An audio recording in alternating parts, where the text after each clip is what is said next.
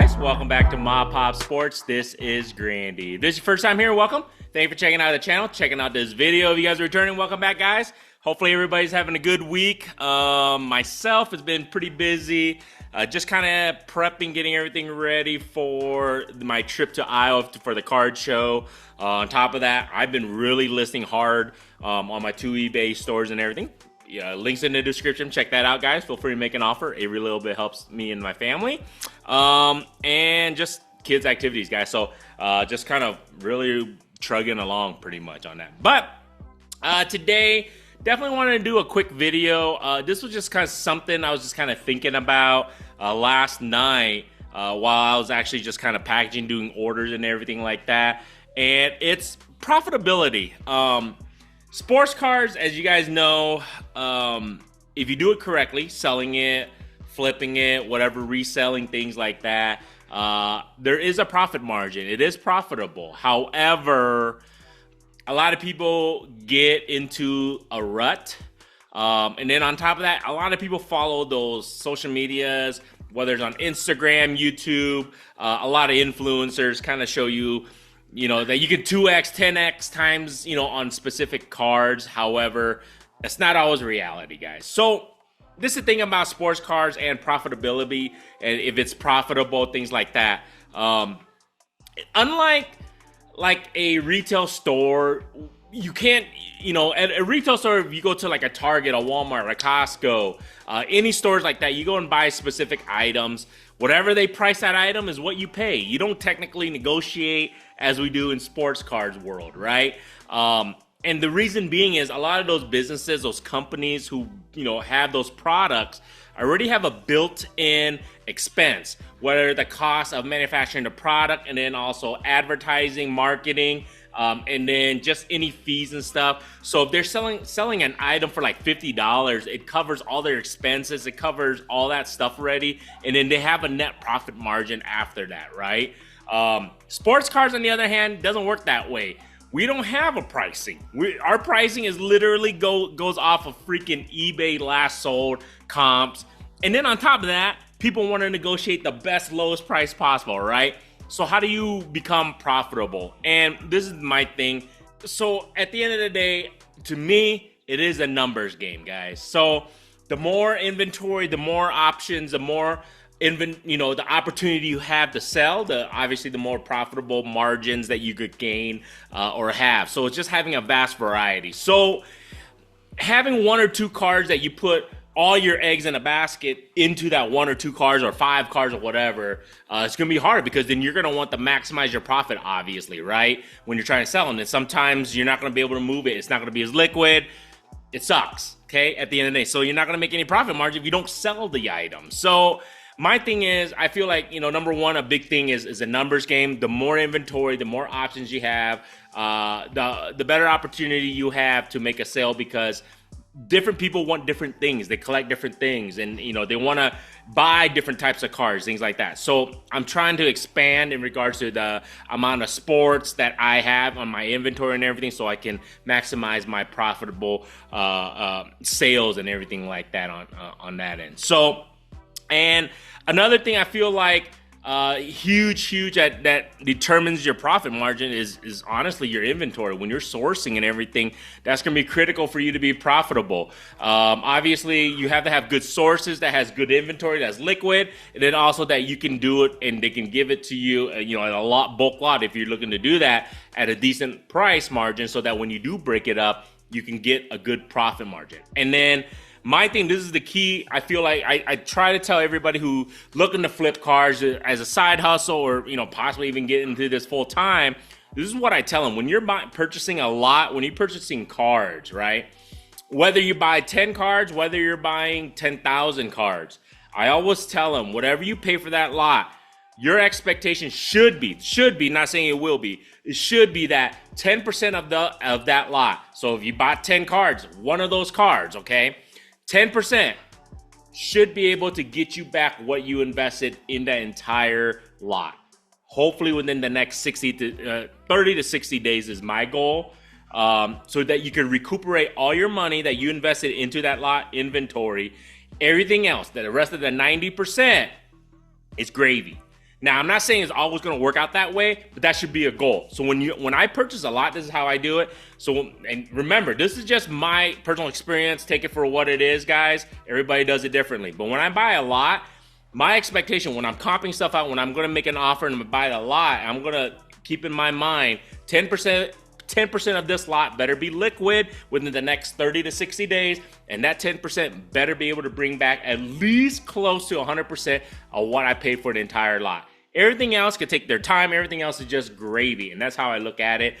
That way, it keeps me as profitable as possible. At least I feel that way. I think 2025, that's what I'm going to really focus more, is doing that. Is when, having a game plan when you sourcing, when you're purchasing stuff, you want to make sure you have a game plan of what you're looking to do, a goal in mind and set. Don't just buy just to buy it thinking that you're just going to move it, right? You have to have goals. You have to have an outcome of what you want. That way it could be profitable. At least that's what I think. I don't know, I could be wrong, but that's just my thought. So 10%, whatever you buy, hopefully it can bring back what you invested in that entire huge lot if you're looking to flip or buy. Now, if you're looking just to buy a couple cars and you're looking to flip and all that stuff, keep in mind, like I said, it's going to be very, very difficult sometimes because it's not just that one specific card. There, many prints, as we all well know, they're Panini, Topps, Chrome. Everybody is printing like crazy right now. So your card is not that special. I hate to say it. At the end of the day, most of the time, unless it's a one-on-one and it's very, very rare or something like that, still, it's going to be really difficult on that end. Now, I think another thing that really it's key for to be profitable in sports cards is not being greedy. So at the end of the day, I don't know if you guys know have you been in business or if you ran your own business, if you've been in sales. So typically businesses, companies, on a normal basis, your sales number, what it really comes down to is that a good company net profit margin anywhere between 5 to 10%, actually 5 to 8%. If your net profit at the end of the year is 5 to 8%, you're killing it. So imagine you're selling a card for like literally $10. If you could sell it for $11, you're golden because that is literally 10% net profit, okay? At the end of the day. Gross, sales for companies on general, they're trying to be anywhere between 20 to 30%. And then once you minus all the manufacturing costs, the fees, the marketing, all that stuff, anything that nets around like 5 to 10% is really, really good. So that's a good year. That I keep that in my mind. So I got to stop being so greedy. And I told myself this too. I do the same thing. Sometimes when you buy a card and you're looking to flip it, current comps are at like $50. Somebody gives me an offer for $40 or $45. Knowingly I have maybe $20 in that card or $30 in that card, I'm still netting a good chunk change, guys, at the end of the day, and just to move that stuff. So I have to realize I can't be so greedy, like, oh, I want to get that $50. I understand that. Some people do that, and you know what? They live and die by it. That's great. In my eyes, let's just say I do sell it at that 40, 45. I just net profit 10 to 15 bucks, right? Now I can use that money, go get new inventory, and even expand my inventory. You do that freaking 1,000 times. Imagine how much net profit you just got right there, right? Take 1,000 times 10. There you guys go. So you take that money and you can expand your inventory and get more stuff so you can make more sales and net more profit at the end of the day. So that's the thing why I say it's a numbers game. If you have a lot of inventory, you keep turning, you keep growing, it's better for you, get money in your pocket, and you don't have to be greedy about things. Because sometimes when you want that $50, if you don't sell it at that, or you don't sell it at the 40 or 45 that somebody offers, all of a sudden something happens, that player, the season goes away. Next thing you know, the comps of that card last was like 30, 35 bucks. Now you're at a loss or you're at a break-even point. So sometimes, like I just said, I tend to, I understand maximizing your profit. You just got to know when to time it. I don't know. I can't guarantee when the timing is, but it's just knowing that if you're making a good, decent profit margin already, move on from it, guys. At least that's what I'm going to tell myself. Up to you, however you want to run your business or how you want to run your sports cards, hobby, or you're collecting all that stuff and how you want to flip things. But in my eyes, don't be so greedy as sellers and dealers. And I understand you want to maximize profit, but sometimes hey, clean it, clean house, get that profit that you already make, and then expand your inventory. And that's what I'm going to focus on a lot more also in 2025 is expanding my inventory, but using that profit and just keep moving, keep turning things, keep it going.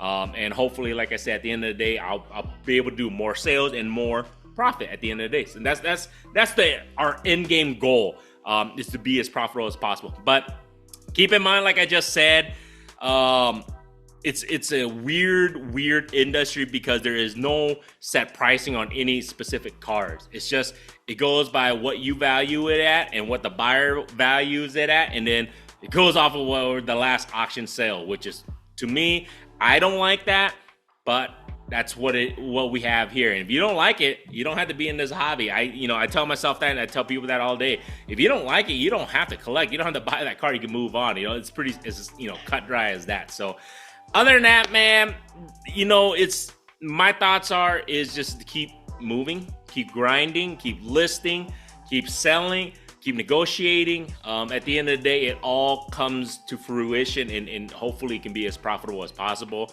Like I just said, though, all that stuff you guys see on social media, those influencers who are making tens and thousands of dollar deals, that's not normal. If you don't know that by now, it's not normal to anybody who's coming in. You watch those, enjoy them.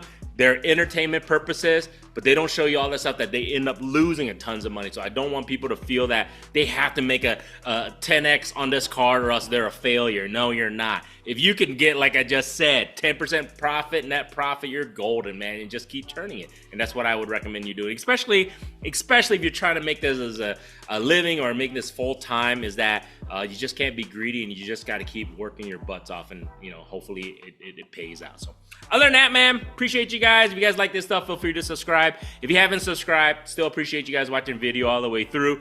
Like I said, don't forget, 2 weeks coming up already. Actually, next weekend, not this coming up weekend, next weekend, I'll be at the Iowa Card Show. Hopefully everybody's there at the Capital Card Convention in downtown Des Moines, Iowa. Can't wait, 3-day card show. If anybody here is watching this from Iowa, hopefully I see you guys there. Other than that, like I said, check out the 2 eBay stores, and hopefully I'll be able to do a video either tomorrow or later this weekend if I can, of what's been selling. But I'm pretty busy with the kids. I got some golf tournaments with my daughter and stuff, so a lot of activities coming up. So there you guys go. Other than that, man, get back to it. Have a good rest of the week. Till next time, guys.